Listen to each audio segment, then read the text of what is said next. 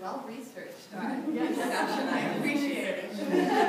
It's great to get a chance to join you, and I wanted to just start out telling you what brings me to campus here at UW-LaCrosse, and then a little bit about the political situation in the state of Wisconsin, and then get into some details about the Senate race itself. But it's great to have all of you here. This is the last day of a 4-day, 8-campus college tour of the state of Wisconsin. And some people say, well, you know, your race isn't until November 6th.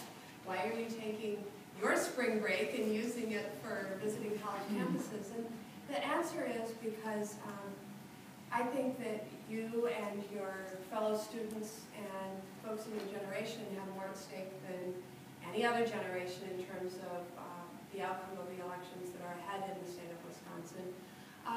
But I also think that it pays to engage early, because we have a lot of organizing to do, and a lot of communication, a lot of educating to do, to make sure that we do get the full turnout possible among young voters, among college-age voters, as we head into these elections. I also come early because I know that people of your generation have often been written off in politics as unlikely to vote, and not to, you know, as people say, oh, you don't participate at the levels of other generations. And I just want you to know in my own experience that hasn't proven to be true. I think it's sort of what they call a conventional wisdom, but I think it's a self-fulfilling prophecy. And I think it is said by people who don't bother to show up and don't bother to engage. And so, therefore, that's what flows from the failure to do that.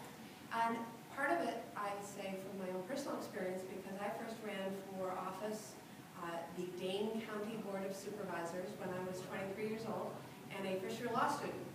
And I heard from everyone, you know, oh, you're too young, you're not experienced enough, you know, all the naysayers and telling me, you know, don't do it yet, don't do it, whatever, wait your turn. But if that weren't enough, I was also representing, or seeking to represent, part of a university campus, the University of Wisconsin-Madison campus. That was my constituency. That was the district that I was seeking to represent. And you know, so I was also told that nobody in that constituency was going to bother voting. And I thought, well, that doesn't make any sense. And I went door to door and went to community. I went to organizations on campus and reached out to people I thought would be like-minded and already involved in issues that I was caring a lot about. And frankly, there was a huge turnout on campus. And then my next mission wasn't just getting folks to vote, but it was convincing the colleagues I had, as I was a newly elected county board member, who were mostly the age of my grandparents, but some of them the age of my parents, you know, and saying, take us seriously. First of all, take me seriously, because by the time I was sworn in, I was 24 years old. I had another birthday. But you know, take me seriously as a colleague who's here to do business and here to make policy for the county. But take my constituents seriously, because I represented undergraduates and a few graduate students, so the average age of my constituency was arguably somewhere around 20 or 21 years old.